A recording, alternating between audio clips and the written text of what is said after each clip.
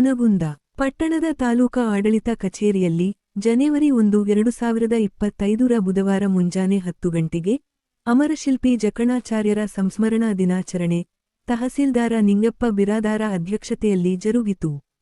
ವಿಶ್ವಕರ್ಮ ಸಮಾಜದ ಬಂಧುಗಳು ಹಾಗೂ ಆಡಳಿತ ಕಚೇರಿ ಸಿಬ್ಬಂದಿಗಳು ಉಪಸ್ಥಿತರಿದ್ದರು.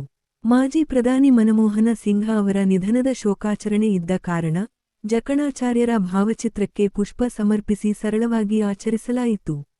ಈ ಸಂದರ್ಭದಲ್ಲಿ ಸಮಾಜ ಕಲ್ಯಾಣಾಧಿಕಾರಿ ಎಂ.ಎ. ಕಟ್ಟಿಮನಿ, ಸಿಡಿಪಿಒ ವಿ.ಎ. ಗಿರಿತಿಮ್ಮಣ್ಣವರ, ಉಪತಹಸೀಲ್ದಾರ ಮಹೇಶ ಸಂದಿಗವಾಡ, ಅಧಿಕಾರಿಗಳಾದ ಶ್ರವಣ ಮುಂಡೆವಾಡಿ, ಎಂ.ಎಚ್. ಶಿವಣಗಿ, ಸಿಜಿಗೌಡರ, ಕಾರ್ಪೆಂಟರ ಸಂಘದ ಅಧ್ಯಕ್ಷ ಮೋನೇಶ ಕಮ್ಮಾರ, ಮುತ್ತಣ್ಣ ಬೆನಕನಡೋಣಿ, ಪ್ರಹ್ಲಾದ ಬಡಿಗೇರ, ಮೌನೇಶ ಪತ್ತಾರ, ಎಚ್ಚರಪ್ಪ ಪತ್ತಾರ, ಜೆ.ಎಸ್. ಪತ್ತಾರ ಶಿಕ್ಷಕರು, ರಾಜು ದೋಟಿಹಾಳ, ಯಮನಪ್ಪ ಪತ್ತಾರ, ಮೋನೇಶ ಬಿಜಕಲ್ಲ, ಶೇಖರ ಬಡಿಗೇರ, ನಿಂಗಪ್ಪ ಬಡಿಗೇರ, ಕುಮಾರ ಕಮ್ಮಾರ, ಸಿಬ್ಬಂದಿಗಳು ಇನ್ನೂ ಅನೇಕರು ಭಾಗವಹಿಸಿದ್ದರು. ಹೊನ್ನಧ್ವನಿ ಕನ್ನಡ ನ್ಯೂಸ್